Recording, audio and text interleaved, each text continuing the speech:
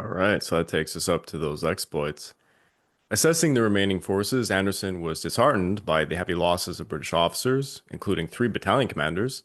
He found himself commanding about 1,000 teenage Indian boys, a little over a battalion's worth. Although he held the Indian soldiers in high regard from his experiences in East Africa, he expressed concern about the immaturity and lack of training amongst the troops, many of whom were just 17 years old. It's pretty crazy to think, being 17 years old and being thrown into combat like this. I think I'll just switching it to Australia. The 39th Infantry Battalion, when they were defending Coconut Trail from till the main AIF and American forces arrived, Yeah, the average age of that battalion was like I think 17 and a half, 18 years old. jeez, yeah, it's crazy to be so young and to be in war. Yeah. Some of Anderson's Australian forces launched a counterattack west of Bakri against the Japanese troops who had infiltrated between two Australian battalions at that point. They managed to trap about 200 Japanese soldiers. Platoon commander Patrick Reynolds described the chaos, noting that the Japanese seemed to be running in circles. Despite their initial success, Reynolds faced a harrowing moment when he encountered a seemingly dead enemy soldier who suddenly rose up with a grenade. Can tell you this is something that will happen often in the Pacific War, especially in Guadalcanal. He shot the soldier just as the grenade exploded, injuring himself in the process. Amidst the chaos, he called out to a sergeant named Small to push the attack forward, recalling the training that they had undergone. Now, nearby, Reynolds spotted another severely wounded member of the Imperial Guards Division attempting to push his rifle towards him. Frustrated, when his pistol failed to fire, he was relieved when his Batman shot the enemy soldier. Oh yeah, I should mention something here. I had a question once from actually someone at Kingston Generals. I wrote a script that involved a Batman, probably a North African campaign script, and he was confused. He was like, "Is this a typo? Like, is this Batman and Robin? Like, what were you writing here?" I'm like, "Oh no, this is a very old thing that goes back, I believe, to Napoleonic era. It's basically like your military squire is the only way to describe it." I guess I'm just putting it as a junior aide comp officer. Yeah, yeah, exactly. But yeah, that really confused this one individual I won't mention. It's a pretty funny conversation though. But yeah, if I ever mention the Batman, it's basically like this kind of assistant that some of the high-ranking officers would have, for lack of better words. It's much more specific than that. And this is something that I don't know if was this exclusive to the British military? I don't know if other militaries had this position. Uh, but Probably anyway, might have had it, but under different names. yeah. For the Australians, the rumor they had heard about the Japanese being fanatics seemed to hold true. A sergeant named Desmond Macaulay was searching the body of a fallen Japanese sergeant when unexpectedly the dead man sprang up holding a hand grenade. So we have another one of those. Desmond grabbed the grenade to prevent him from pulling the pin, but the Japanese sergeant struck him on the head with it and began to punch him. Eventually, the Japanese sergeant was bayoneted by another soldier who came to help Desmond.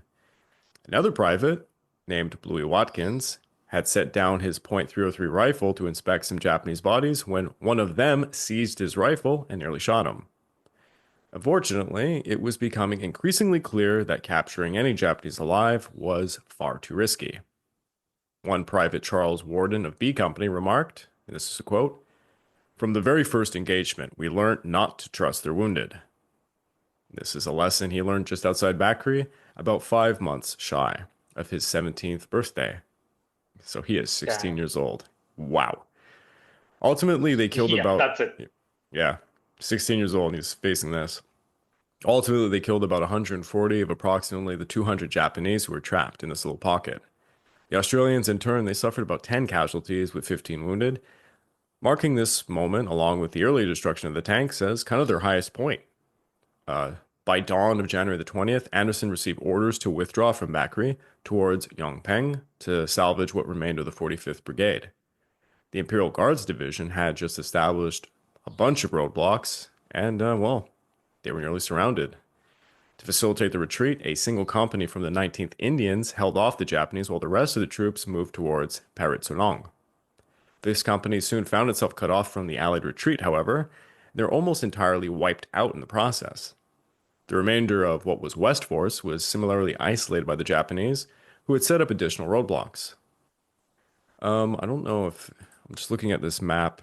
I think it kind of, if you look at the Japanese advance, you have to imagine, and you can look at some of the names of the places. These are where these roadblocks are going to start like springing up.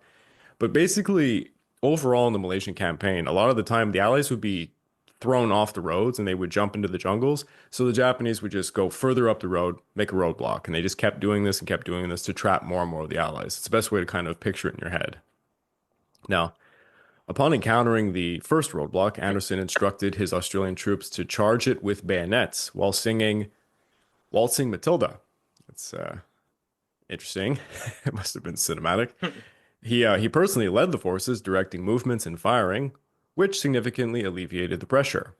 As he advanced, the men likened Anderson to a comic book hero who had just come to life. By the time they neared Paritsulong, Duncan, who was still recovering from his concussion, was commanding a rear guard, and he led a bayonet charge of Jats to recover some lost vehicles. Anderson described Duncan as, quote, a very able and gallant officer, but Duncan was killed during said charge. The defenders had fought fiercely to reach this point, and by January the 21st, they had approached Paritsulong's bridge, which was now securely held by the Japanese. A Japanese force rushed ahead to block their access to the bridge. Anderson's troops fought tenaciously to try and take the bridge, but soon Japanese tanks and artillery arrived as the Imperial Guards Division were coming up. While some fought for the bridge, others waited for nightfall to try and strike at the Japanese tanks with Molotov cocktails and grenades. The situation was dire, and at night the Japanese would often try to locate the hidden defenders by screaming out, where are you, Joe? Or, tomorrow you die. And I'm not going to say it, but I want to note that when I was writing the notes for this one, I miswrote tomorrow, and it kind of has a funny comedic tone to it. I thought that was deliberate, actually. Yeah, it was. I won't say it like that though. But yeah, clearly the Japanese were speaking poor English. On January the 21st, two RAF Ferry Albacores, man, those are some old. I mean, they're still in use, mind you, for torpedoes, but pretty old. And three Brewster Buffaloes, God, those are terrible aircraft. Escorts arrived from Singapore to drop supplies to the defenders, which is interesting that these small aircraft, what are they going to drop? Like, not much. After delivering the supplies, they turned to attack the Japanese holding the far end of the bridge. Anderson watched, hoping the bombs would destroy some of the machine gun positions around the bridge, but for reasons unknown, the planes flew west towards Muar and then south, bombing and strafing long columns of Japanese troops crawling down the road towards Batu Pahat.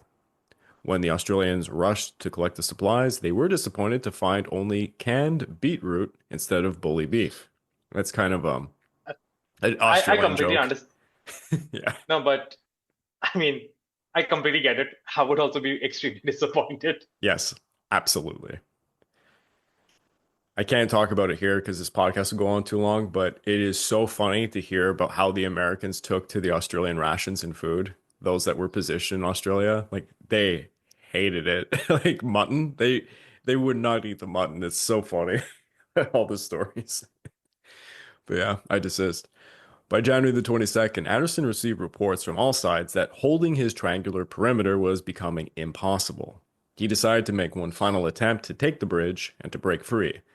The Japanese had set up three barricades on the bridge using sandbags, 40-gallon oil drums, and some timber, all covered by heavy machine guns positioned on high ground behind the bridge. The bridge was about 20 feet wide. Approximately 30 Australians stormed the bridge, while around 100 provided cover fire from some wrecked houses on the other side. The Australians managed to breach the first barricade by throwing grenades ahead of them. They eventually reached the third barricade, but machine gun fire blew apart the sandbags. Two men climbed the third barricade, but they were absolutely torn to pieces. Excuse me. With only 5 Australians left alive, they had to crawl back. Anderson ordered an end to what was notably a sacrifice of some of his bravest men, deeming it futile. He faced a terrible choice: abandon their severely wounded where they are, blow up the remaining field guns, and try to make their way through the jungles or the swamps to Yongpeng, which is about 12 miles away. All of the walking wounded would accompany them, but they would have to leave 150 men behind. Now, in normal circumstances, let's say if you're fighting on the Western Front, this wouldn't be such a gut-wrenching choice.